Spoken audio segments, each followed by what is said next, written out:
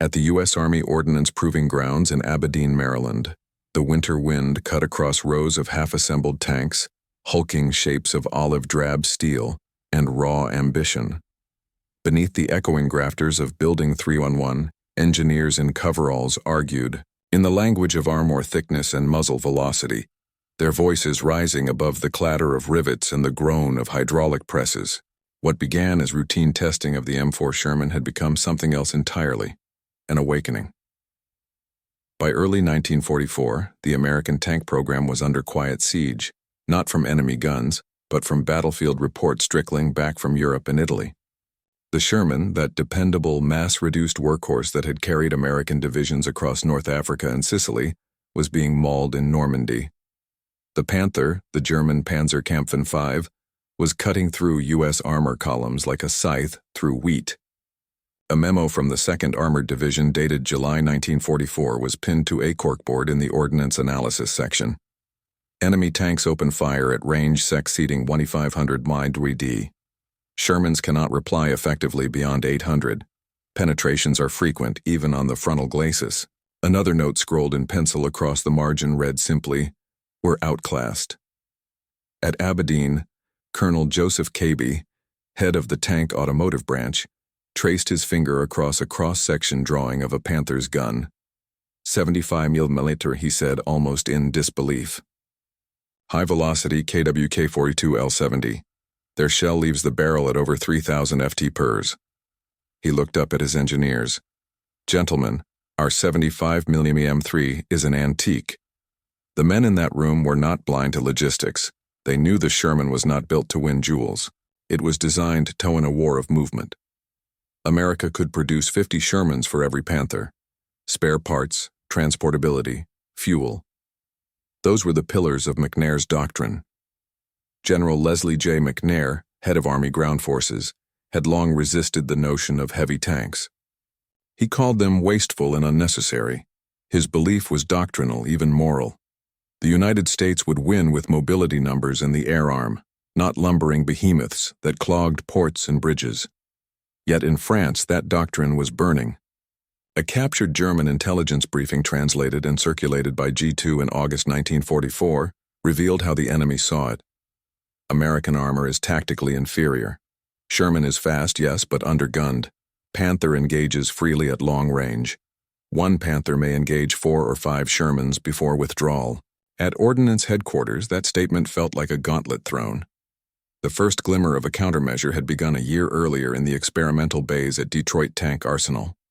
There, engineers had quietly tested prototypes designated T-20, T-23, and T-25 evolutionary designs that abandoned the Sherman's narrow chassis and vertical volute suspension for torsion bars, wider tracks, and heavier guns.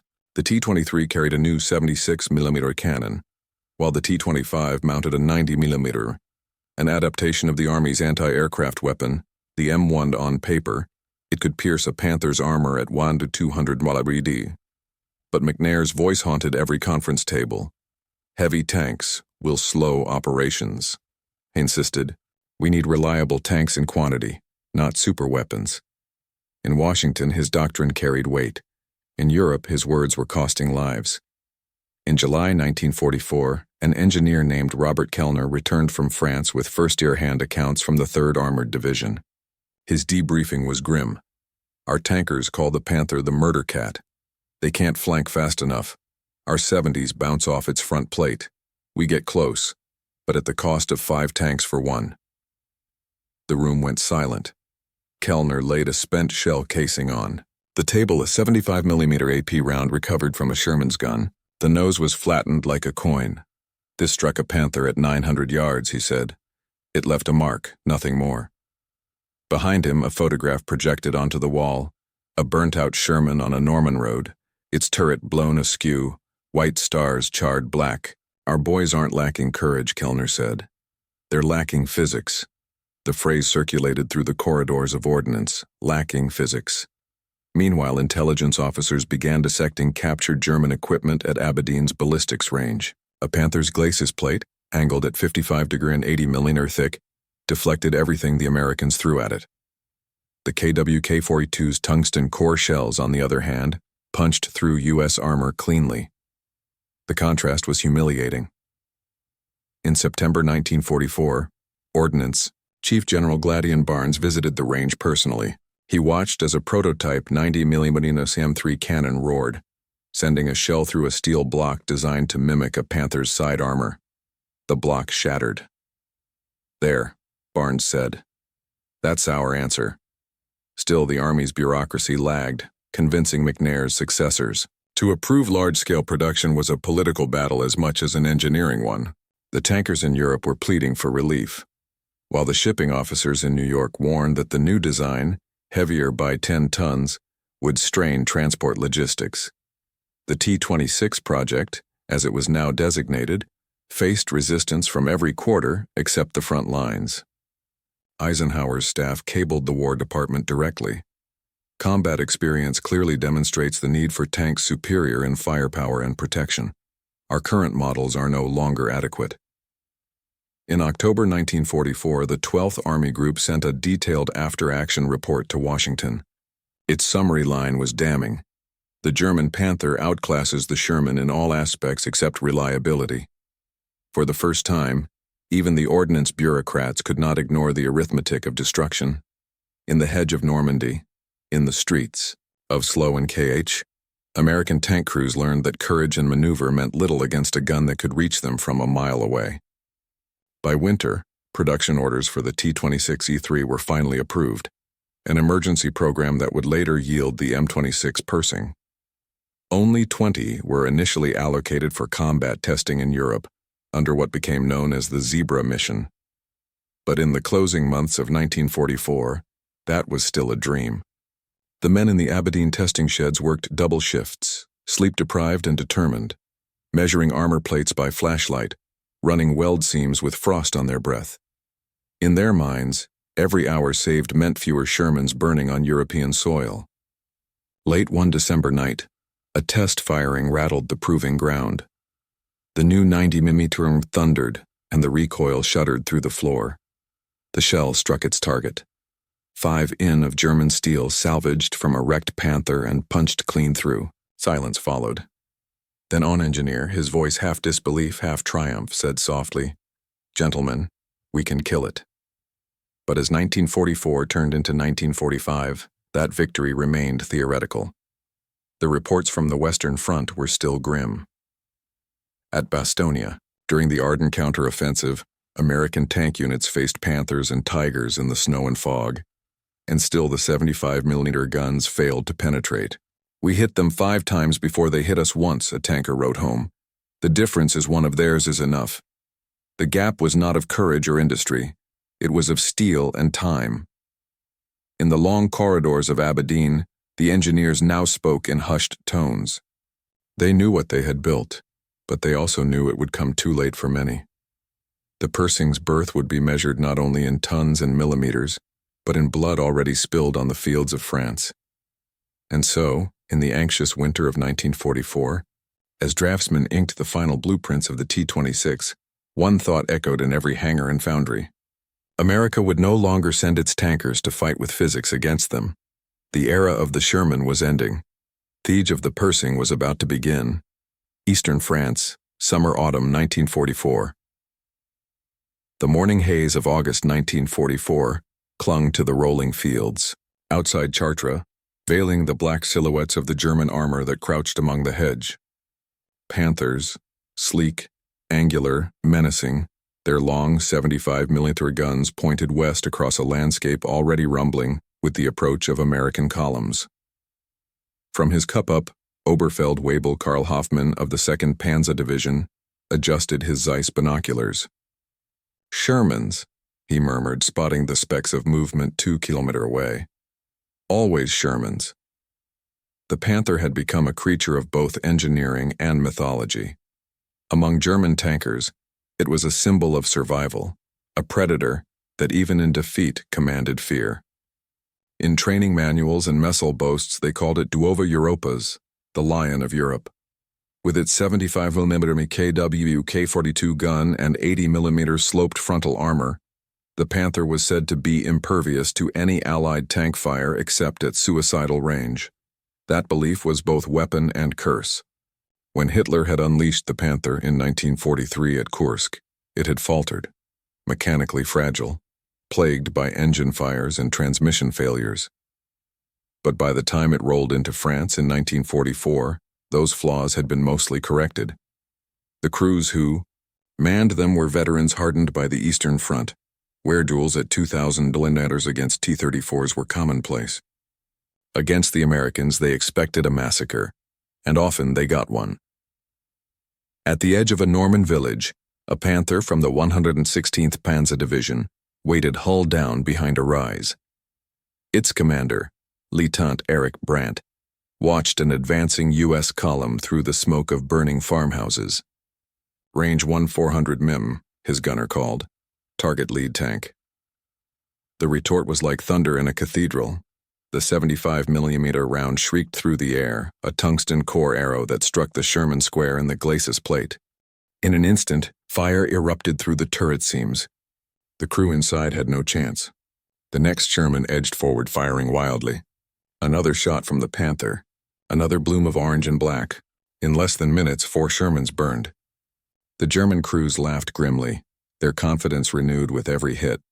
"The aim is build tanks like sausages," one Panther driver sneered, watching the horizon, "and we roast them just as fast." But behind that arrogance lay exhaustion and fear. The radio crackled constantly with desperate calls for fuel, for air cover, for ammunition that no longer arrived. Each victory felt hollow when followed by the hiss of siphoned gasoline and the grinding march on foot.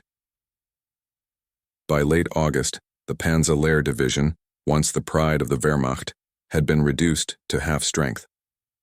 Its Panthers, still lethal, now operated as isolated wolves, striking swiftly before vanishing. The German supply lines had been shredded by Allied fighter bombers. For every Panther that destroyed a Sherman, another sat immobilized for want of spare parts or fuel. Still, to the Americans facing them, the Panther seemed invincible. Reports from the 3rd Armored Division described engagements in which entire platoon of Shermans were lost before closing to effective range. "Our guns can't touch their fronts," one lieutenant wrote bitterly in his combat diary. "The only way to kill a Panther is to flank it, and to do that, you have to lose half your tanks getting there." At headquarters, American commanders adjusted tactics in desperation.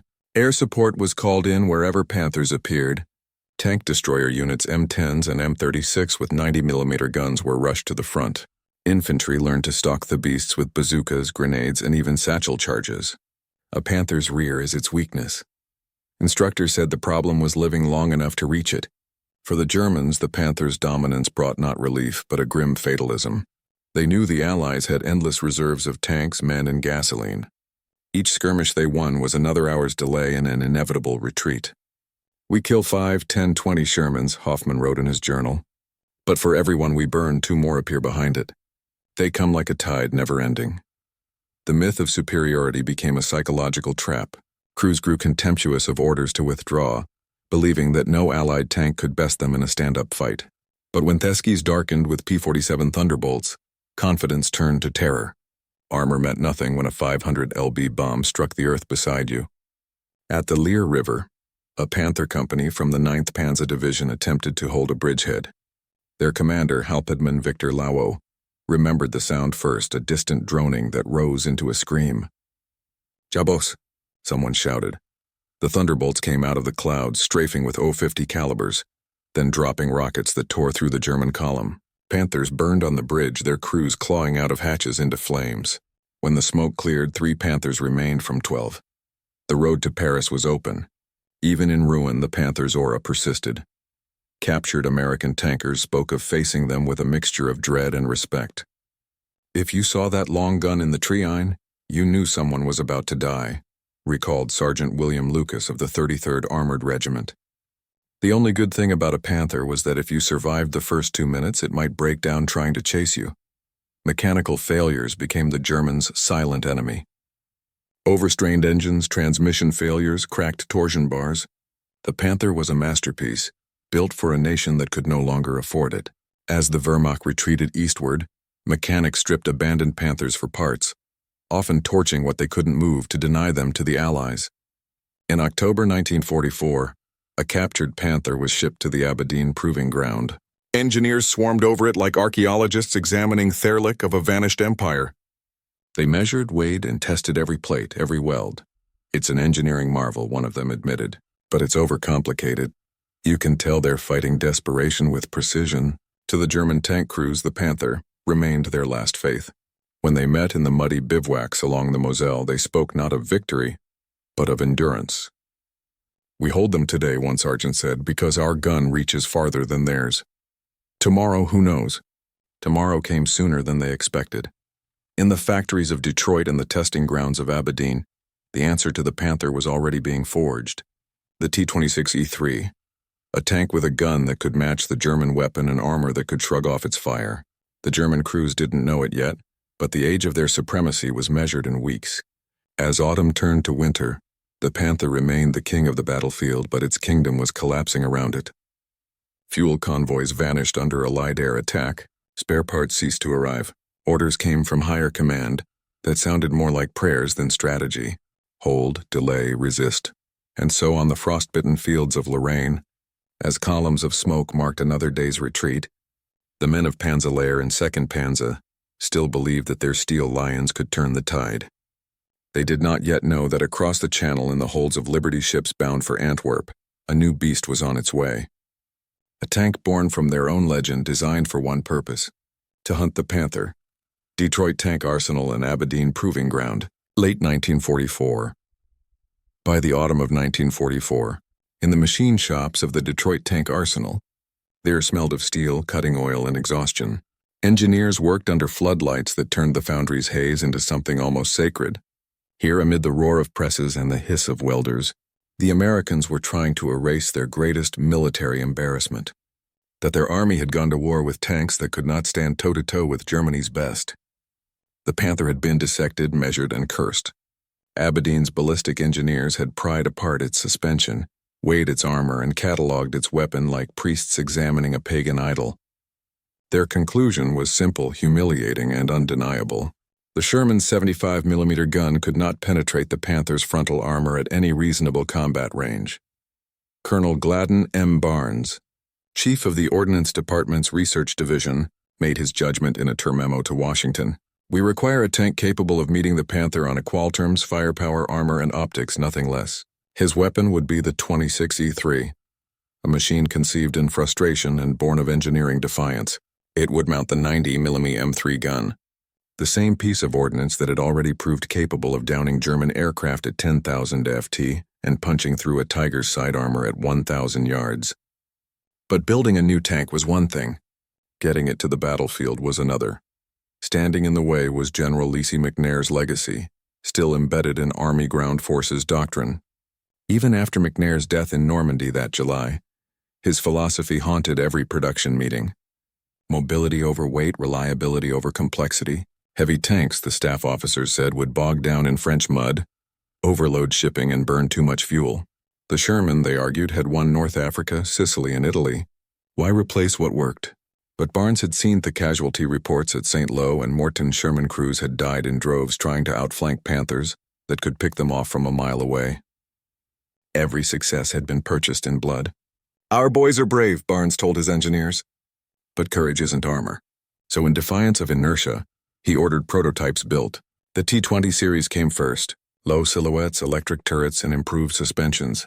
Promising but undergunned. The T-23 mounted a 76mm cannon and an electric transmission that fascinated engineers but terrified logisticians. Too complicated. The T-25 brought a 90mm gun, heavier armor, and a 45-ton chassis. And with it the beginning of the T-26 line at Abedine. A prototype was test-fired in October 1944. The 90mm M3 spat a shell that tore through a captured Panther's glasses plate at 1/200 Watt. The steel rang like a church bell, and the observers went silent. "There," Barnes said quietly, "that's the sound of par." But even with the proof in front of them, bureaucracy slowed everything. To ship a 46-ton tank to Europe meant redesigning bridges, barges, and transport cars. The War Department hesitated. Eisenhower, thousands of miles away in France, did not. His cable to Washington was blunt. "The need for heavy tanks here is urgent. I request immediate delivery of 90mm gun tanks to ETO." That order birthed Operation Zebra, the code name for the shipment of 20 T-26E3 tanks to Europe for combat trials. The crews selected for the mission were from the 3rd and 9th Armored Divisions, veterans of Normandy and the Siegfried Line. They arrived at Abedine to train under conditions more suited to laboratory tests than battlefield chaos. Engineers hovered around them, clipboards in hand, as if the men were test pilots for a secret weapon. Staff Sergeant Robert Early, one of the chosen tank commanders, remembered seeing the Pershing for the first time. It looked like a Sherman that had gone to the gym, he said. Same outline, but lower, broader, meaner. When you swung that 90 around, you knew it meant business. The crews were taught the new hydraulic traverse, the improved periscopic sights, the 3-in-thick frontal armor plate. For the first time, an American tank could meet a Panther head-on without flinching. You could feel the weight, Early said later, not just in the steel, in the confidence. At the Chrysler Arsenal, production teams worked double shifts. They stripped down designs, simplified welds, and welded plates by hand where machines fell behind. Every tank had to be perfect. There was no time for repair units to learn on the fly. By December 1944, the first shipment of Pershings was loaded onto Liberty ships bound for Antwerp. The cranes strained as the massive tanks were hoisted aboard, dwarfing the Shermans parked beside them. As the ships steamed across the Atlantic, the Battle of the Bulge erupted. Reports from the Ardennes were catastrophic. Panthers and Tigers spearheading through snow and fog, Shermans burning in clusters, American tank units retreating under withering fire. Eisenhower's headquarters at Versailles sent another cable to Ordnance. We need those new tanks now. The irony was cruel. The Pershing had been ready for months, delayed by committees. Now, as Europe froze under Hitler's last offensive, the machines that could have stopped it sat on the decks of ships somewhere in the North Atlantic. At Abedine, the test ranges stood empty. The engineers who had stayed behind waited for word of how their creations would perform in real war. They passed the long nights in the drafty barracks, listening to the radio reports from Europe. Bastonia surrounded, pattern racing north, the lines holding by inches. Barnes wrote in his journal that week, "It will not be the best tank that wins this war, but the one that arrives in time." The Pershing's time had come, but whether it would arrive soon enough was uncertain. On the factory floor in Detroit, a young welder scrolled in chalk on the inside of a turret before it was sealed shut. "Send this one to Germany. We owe them a visit." When the cranes lifted the next Pershing into the Atlantic dawn, its olive paint still tacky under the cold mist, no one in that shipyard could yet know that one of these tanks, number 38, would soon duel a Panther in the ruins of Cologne Cathedral, and that when its 90 gun fired, it would change the balance of armored warfare forever. Cologne, Germany, March 6, 1945. The air over Cologne was thick with smoke and the echo of falling masonry. After months of brutal fighting across the Siegfried Line, the 3rd Armored Division rolled into the city, its columns advancing like weary metal beasts through the shattered bones of the Reich. Every street was a canyon of ruin, burned-out trams, collapsed facades, and the smell of cordite lingering like an open wound. Among the column was one of the new M26 Pershings, freshly unloaded from Antwerp only weeks before. Its name, scrolled in white chalk on the gun barrel by its crew, was Fireball. Commanded by Sergeant Clarence Smoyer, the Pershing had been the object of curiosity and quiet hope since it arrived. To the Sherman veterans around it, the tank looked like something from the future, heavier, meaner, and blessed with the thick armor and long 90mm gun that could finally challenge the feared Panthers. That morning, as the armored column entered the city center, scouts reported a German tank hidden near the Cologne Cathedral, the twin spires looming above the wreckage like sentinels. The Pershing crew was ordered forward. Every block they advanced carried a sense of both dread and destiny. Somewhere ahead, an ambush waited. At the intersection of Commodienstrasse and Marzellenstrasse, they found it. A Panther forms a camouflage amid the debris, its 75 mm gun already traversing toward them. The crew saw each other almost simultaneously. "Panther dead ahead," shouted gunner John DeRiggi, sighting through the periscope. Before Smoyer could give the order, the Panther fired. The shell struck the front plate of Fireball, gouging the paint but failing to penetrate. Sparks flew and the tank rocked back on its suspension. "Hit no hole. Load AP exclamation mark," DeRiggi barked. Loader Truman Evans rammed the heavy armor-piercing round into the breech, the smell of grease and hot metal filling the turret. Durigi adjusted, exhaled, and squeezed the trigger. The 90mm gun thundered. The shell streaked across the street, hitting the Panther square in the side of its turret. The German tank jerked, belched smoke, then caught fire. Flames poured from the commander's hatch as its crew scrambled out. Too late. A second round from Fireball tore through the engine compartment, sealing the kill. For the first time, an American tank had defeated a Panther in direct head-on combat. The moment was caught by a combat cameraman crouched behind rubble, a film clip that would become one of the most iconic pieces of footage of the WWII. Inside Fireball, the crew sat in stunned silence. Then Smooyer broke the stillness. "That's for every Sherman that burned before us." Word spread quickly through the division. The Pershing's baptism had not only proven its worth, it had vindicated years of engineering argument and loss. The men of the 3rd Armored began to believe that the tide of steel had finally turned. But victory came too late to change the war's course. By the time more Pershings arrived in Europe, the Reich was collapsing. The Ruhr pocket was forming, the Rhine crossing secured. Most Shermans that remained were now supported by air supremacy and artillery, the edge the Allies had always held. Still among tankers, the Pershing's arrival carried symbolic weight. It was America's long-delayed answer to the Panther and Tiger, the closing of the steel gap that had haunted them since Normandy. At the edge of Cologne, Smooyer's crew parked Fireball and climbed out to watch the fires consuming the city. Church bells rang somewhere through the smoke, faint, defiant. Around them, infantrymen moved like ghosts through the rubble, rifles slung low. The Pershing's 90mm barrel still smoked faintly. In its reflection, the men saw the end of one era and the beginning of another. The moment when the U.S. Army finally met its enemy on equal terms of iron and courage. By the end of March, only a few Pershings had seen combat, yet their brief presence had already reshaped doctrine. Engineers and officers back in Detroit and Abedine took note. The next war would not be fought by masked light tanks. It would be fought by giants. As Fireball stood amid the ruins, its armor blackened and its crew weary but alive, a single phrase seemed to echo in the minds of all who saw it. Too late for this war, but just in time for the next. April, August 1945, Western Germany and the U.S. Ordnance Board. The Pershing's triumph in Cologne spread across the Western Front like a whispered promise, proof that the Americans could finally stare down a Panther or Tiger without praying for a flanking shot or air cover. Yet the timing was cruel.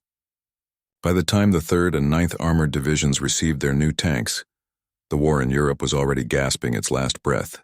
Only 20 Pershings saw frontline action before VE Day.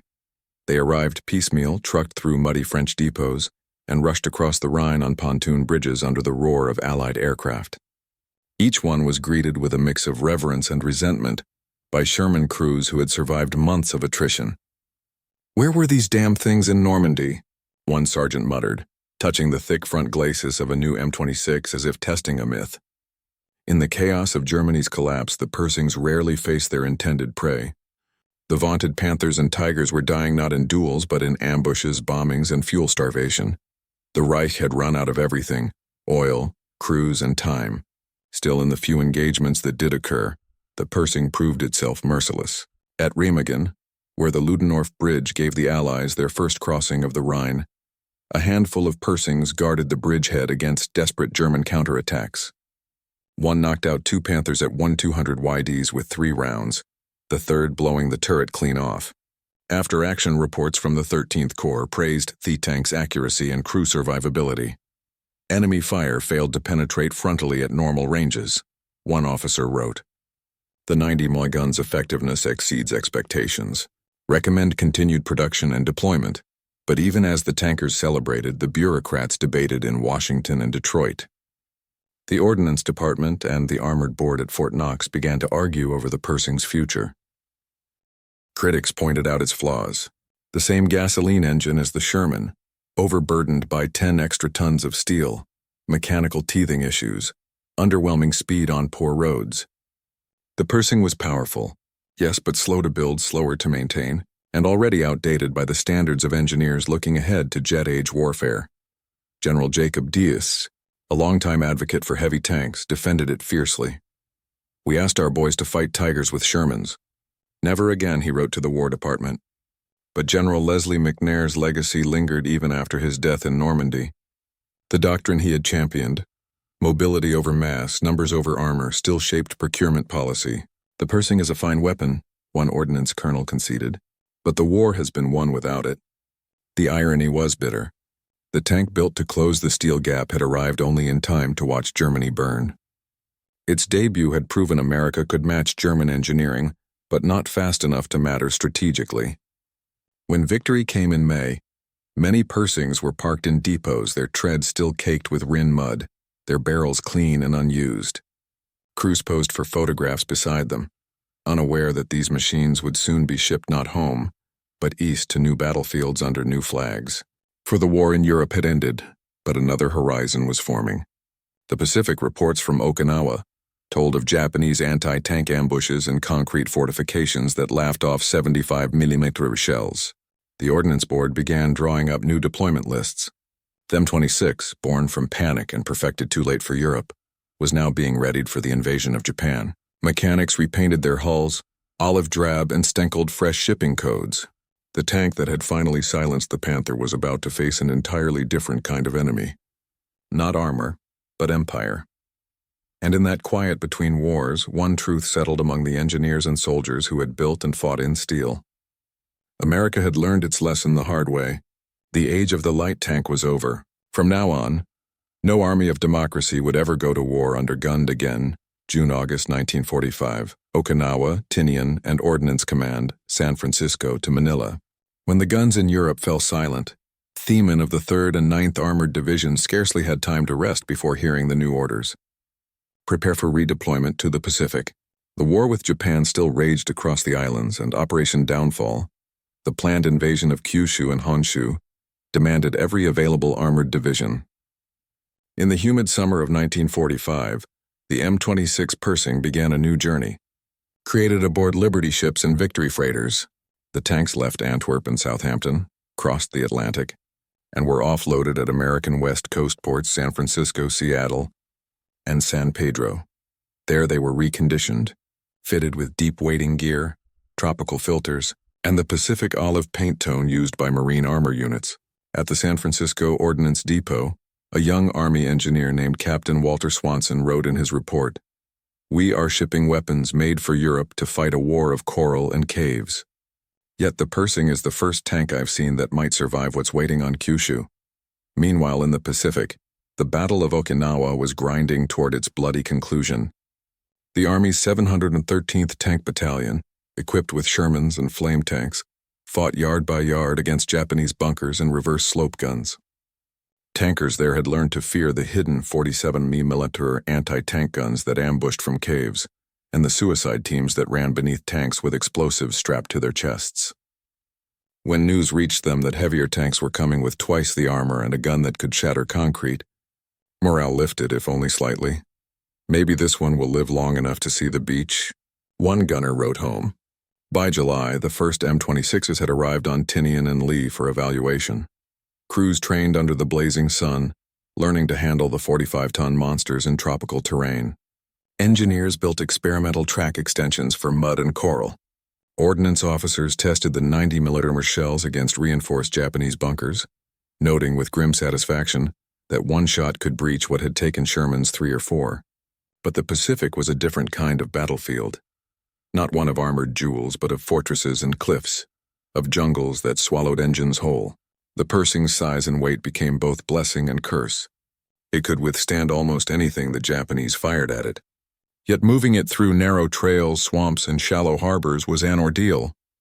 Still, the logic was simple. If America invaded Japan, it would need Pershings at the front. The planners of Operation Olympic estimated over 1,000 would be required in the first wave alone. Production lines at Detroit Arsenal rumbled back to life, and new orders were issued to ship entire battalions of M26 by August. The crews who trained on them knew the stakes. Sergeant Bill Rhea of the 9th Armored Division wrote in his diary on July 31, 1945, "They say the Japanese are building concrete tank traps all around Kyushu. The brass think the Pershing can take it. After what I saw in Germany, I believe them, but I'm not sure I want to find out." Then suddenly the war changed overnight. On August 6th, the atomic bomb fell on Hiroshima. 3 days later, Nagasaki followed, and on August 15th, Emperor Hirohito's voice crackled over Japanese radios, announcing surrender. For the Pershings waiting on the docks, it was a reprieve from a future written in blood. The invasion that would have cost hundreds of thousands of American lives never came. The tanks that had been destined for Kyushu remained in their crates, silent, untested in the Pacific crucible. Yet their voyage had not been in vain.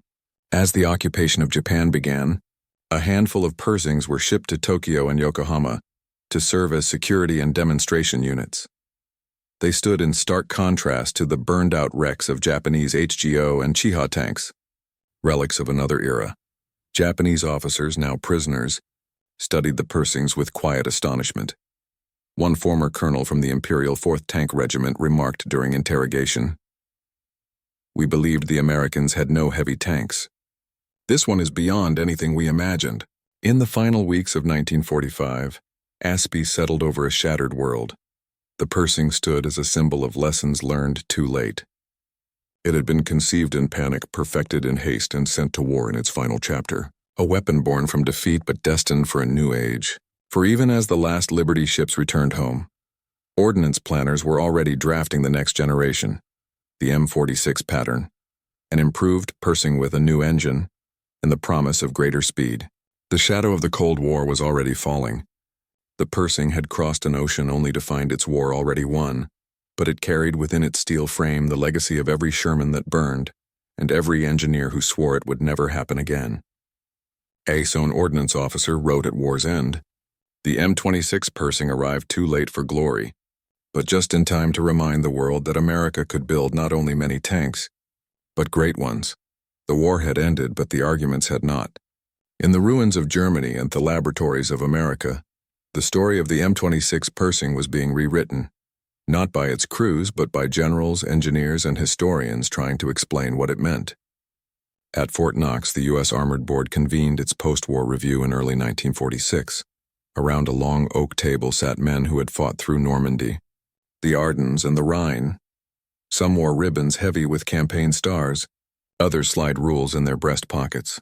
The question before them was simple and damning. Had the U.S. Army failed its tankers? Brigadier General Bruce Clark, veteran of the 7th Armored, didn't mince words. "We built a tank for 1942 and kept fighting with it in 1944. He said the Pershing came too late to save men who died in Shermans that never had a chance. Across the table, an ordnance officer from Detroit countered, "We built what our logistics could support. The Sherman won the war because it moved. Heavy tanks win battles, but light tanks win campaigns." The debate echoed the old war between mobility and firepower, a philosophical fault line that had haunted the U.S. Army since North Africa. The Pershing had proven that American industry could produce a world-class heavy tank, but at a cost. It was harder to transport, slower to repair, and logistically hungry. To the men who had to ship millions of gallons of fuel and parts across oceans, the Sherman had been a logistical miracle. Yet for those who'd fought in one, the Pershing represented something deeper, a moral correction. The film of the Cologne duel shown during the board's closed session made the point wordlessly. The flickering image of a Panther exploding under a Pershing's 90mm gun silenced the room. Colonel John Leonard, who commanded the 9th Armored Division at Rayon, leaned forward. "Gentlemen, we can't ask our men to fight steel with tin again. Not ever." Outside the hearing rooms, the engineers at Detroit Arsenal were already working to answer that demand. They stripped down a Pershing and began re-engineering it, replacing the underpowered Ford Gaff engine with a Continental AVU 1790, reinforcing the suspension, improving the transmission. The result tested in 1947 was the M46 pattern, the Pershing's faster, leaner descendant. But as the blueprints advanced, the political wind shifted. America's wartime arsenal was shutting down. Congress slashed defense budgets. Factories that once turned out Shermans and Pershings now made refrigerators and cars. To the public, the arsenal of democracy had done its job. Few wanted to fund the next war. Only a handful of men, ordnance officers, tacticians, and veterans saw what was coming. In 1947, as tensions with the Soviet Union hardened into the Cold War, intelligence reports described new Soviet tanks being tested, the T-44 and T-54, both faster, lower, and armed with 100mm guns. For the first time, American strategists realized they were once again on the verge of falling behind. The lesson of Cologne, the price of complacency, was being learned all over again. Meanwhile, in occupied Germany, the Pershings that had survived the final months of combat were being used for trials and demonstrations. American officers tested captured Panthers and Tigers side by side with the M26 recording data. Meticulously, the results confirmed what tankers already knew. In firepower and armor, the Pershing was a near match for the Panther and superior in reliability. Against the Tiger it held its own, and against anything lighter it was untouchable. One Panther, recovered near the Hürken forest, was restored to working order for comparison firing. When the Pershing's 90mm HVAP round penetrated its glasses at 1,000 yards, the German observers, former tank officers now working for U.S. analysts, nodded silently, so one murmured in English, "You learned from us after all." By 1948, the Pershing had become both a relic and a foundation. Most of its production models were reassigned to training units, or scrapped for parts, their components feeding the birth of the patent series. Yet its reputation grew in retrospect, a tank that symbolized the end of one war and the beginning of another. In technical manuals, the M26 was classified as a medium tank, but to Thiemann, who drove it, it would always be the heavy that came too late. And yet without it, America might never have built the tanks that would later face the T-34s in Korea, the T-55s in Vietnam, or the T-72s of later decades. When the Armored Board issued its final report in November 1948, one line stood out. The M26 Pershing corrected at last the doctrinal errors that cost us so dearly in Normandy. Its existence ensures those errors need not be repeated. The report was stamped classified, restricted distribution, and filed away at Fort Knox. Outside on a quiet Kentucky field, a single Pershing sat rusting beneath a tarp. A test driver had scrolled a message on its turret in chalk before it was mothballed. Cologne, March 45, never forget. And for the next generation of tankers who would climb into the Pattons and later the Abrams, they never did. By the time the 1940s faded into the 1950s, the M26 Pershing had already become a paradox, a weapon both too late and too early. Too late for Europe's great tank jewels, too early for the jet and missile age that was dawning. The last wartime Pershings sat in motor pools across occupied Germany, their olive drab paint flaking, their barrels capped against the rain. The army was demobilizing, shrinking back into peacetime comfort. But the engineers at Detroit Arsenal and the veterans at Fort Knox had a premonition. History rarely allowed democracies to rest for long. That premonition came true on June 25, 1950. When North Korean forces surged across the 38th parallel, their Soviet-supplied T-34-85 tanks crushed the Republic of Korea's lines in days. U.S. occupation troops in Japan, light on armor, heavy on complacency, were rushed to Korea in desperation. The first American tanks to land at Busan were not Pershings or Patterns. They were worn-out M24 Chaffies, the same light tanks that had been outclassed even in 1945. Their 75mm guns bounced off the T-34's sloped armor like pebbles. Infantrymen watched helplessly as their shells ricocheted, while the North Koreans cut through roadblocks with mechanical precision. In the chaos, the Ordnance Corps sent urgent telegrams to the United States. Request immediate shipment of M26 Pershings and 90 ammunition, T-34s superior to all tanks presently in theater. Within weeks, the first Pershings, relics of the European War, were pulled from depots in Japan and Okinawa. They were battered, their engines weary, but their guns were still true. Mechanics worked around the clock to replace cracked road wheels and leaking radiators. By late July, Task Force Smith had fallen, Daejeon was in flames, and the Pershings were being loaded onto transports bound for Busan. When they rolled ashore, they were met by tank crews who had never seen one before. To them, the Pershing was a legend, the tank that had killed the Panthers, the weapon that symbolized American redemption. At the front, that legend was put to the test. In early August 1950, outside the town of Masan, a platoon from the 75th Tank Battalion engaged a column of North Korean T-34s advancing along the Valley Road. The terrain was claustrophobic, rice paddies, hills, smoke from burning villages. Sergeant Stanley Clark's M26 took position behind a berm, its gunner aligning the crosshairs at 900 wide to target T-34 left of the bridge. The gunner called. The 90mm gun fired. The round struck the T-34's turret, blowing it clean off in a fireball that lit the valley. Hit confirmed. Within minutes, the Pershings had destroyed 3 more tanks. Their remaining T-34s retreated, their confidence shattered. For the first time in the Korean War, American crews realized they could fight on equal terms. But victory came with a warning. The M26's engine overheated constantly. Its transmission failed on the steep Korean hills, and its heavy weight bogged it down in rice paddies. Mechanics cannibalized parts, using captured Japanese trucks to haul transmissions. The Pershing had power but no endurance, a lesson the Army should have remembered from Europe. By late 1950, as General Douglas MacArthur pushed north toward the Yalu River, newer M46 Pattons began arriving from the States. Pershings refitted with more powerful engines and improved drives. The M46s could climb the hills where the M26s stalled, and their speed gave the crews a fighting chance in Korea's mountainous terrain. Still, the Pershing earned its second reputation the same way it earned its first, in blood and mud. At the Chongchon River under sub-zero temperatures, one Pershing held off an entire Chinese tank column through the night, firing until its barrel glowed red. When it finally ran out of shells, the crew destroyed their own tank rather than let it be captured. To the young tankers who followed, the Pershing was an anachronism and an idol, an echo of the armored giants of Europe now fighting in Asia's hills.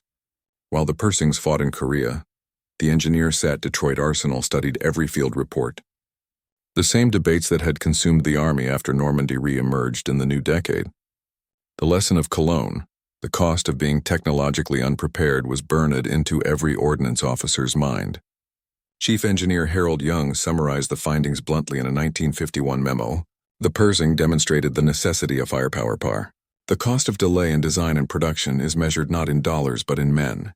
Under his supervision, the M46 gave way to the M47 and M48 patterns, each iteration faster, tougher, and more maintainable. The Pershing had been a bridge, the experimental step between the fast undergunned Shermans and the modern main battle tanks that would define the next half-century.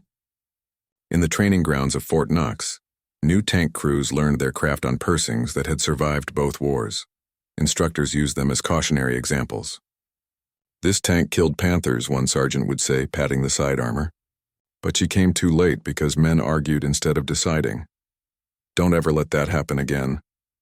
The lessons filtered up into doctrine. The Armored School rewrote its manuals to emphasize combined arms, fire superiority, and industrial readiness. Never again would the Army send tankers to fight without equivalent weapons. At the same time, historians began re-evaluating the Pershing's place in the war. The old myths of the Sherman's sufficiency dissolved under the weight of post-war analysis. The U.S. Strategic Bombing Survey, cross-referenced with German war diaries, revealed the ugly truth. For every Panther destroyed in Normandy, several Shermans had been lost. The Pershing could have saved thousands if it had existed a year earlier. In 1952, the Army officially re-decided the M26 as a medium tank, aligning it with the patent lineage. It was a bureaucratic act, but also a symbolic one, an acknowledgement that America's heavy tank had become the foundation of new philosophy. Meanwhile, across the Atlantic, in the ruins of the Old Reich, a different army watched closely. The newly formed Soviet occupation forces studied the Pershings left behind after the war, just as they had studied captured Panthers and Tigers. In the archives of WWII 48, a Soviet tank design bureau near Kubinka, engineers dissected a captured Pershing and compared it to their own T-44. Their conclusion, declassified decades later, was blunt. The American M26 demonstrates excellent crew ergonomics and optical systems. Its fire control and reliability exceed those of the German Panther. Its armor and gun equal our own T-44 in protection and surpass it in comfort. That single analysis helped drive the development of the T-5E455 series, the tank that would become the backbone of Soviet armor for the next generation. In an ironic twist, the Pershing had helped shape not only the future of American tanks, but the tanks it would one day face. By 1953, the Korean War was grinding to its uneasy stalemate. The Pershings that survived were worn out, patched with field repairs, and repainted in hasty camouflage. Many were left behind as static defenses, their barrels pointed north across the DMZ. A few were shipped home to training schools, to scrap, to museums. One, the famous fireball that had fought in Cologne, ended up at the Abedine proving ground. Visitors would walk past its scarred armor, unaware they were looking at the steel ghost of a turning point. Historians later called the Pershing the tank that arrived too late to change the war, but early enough to change the world. It had closed a technological gap that had haunted America since Kasserine Pass in Normandy. It forced generals to reckon with the cost of underestimating the enemy, and it set the stage for a new kind of warfare, one fought not in desperation, but in preparation. When the M60 pattern rolled out in the 1960s, its engineers traced its lineage directly back to the M26's design papers. And when the M1 Abrams debuted decades later, its 120mm smooth bore and composite armor carried the same philosophy born from those desperate days in 1944. Never again should an American tanker go into battle outgunned. In 1985, 40 years after the Pershing duel at Cologne, a reunion of the 3rd Armored Division was held in Fort Knox. Among the guests was Sergeant Clarence Smoyer, now an old man with steady hands and a quiet voice. On display behind him stood a restored M26 Pershing, polished and silent. When asked what he remembered most, Smoyer smiled faintly. The sound, he said. When that 90 fired, it wasn't like a Sherman. It was final. You knew the fight was over. He touched the side of the tank, the same armor that had saved his life on that March morning in 1945. Around him, the younger soldiers of a new generation listened in respectful silence. Their olive uniforms different, but their profession unchanged. The Pershing, Smoyer continued, wasn't perfect, but it gave us a fighting chance. That's all we ever wanted. Outside, the wind blew across the training fields where patterns and abs now thundered. Inside the museum, the Pershing stood beneath its plaque. M26 Pershing, the bridge between wars. It was more than a machine. It was the embodiment of a lesson carved into the memory of every soldier who had fought from Normandy to Busan. That progress bought too late is paid for in blood, and that steel, no matter how strong, must always arrive before the battle, not after. And so, in the long shadow of the Pershing, the world's armies learned the truth that engineers at Abedine and tankers in Cologne had understood decades earlier. In war, there are no second chances for those who build too slowly.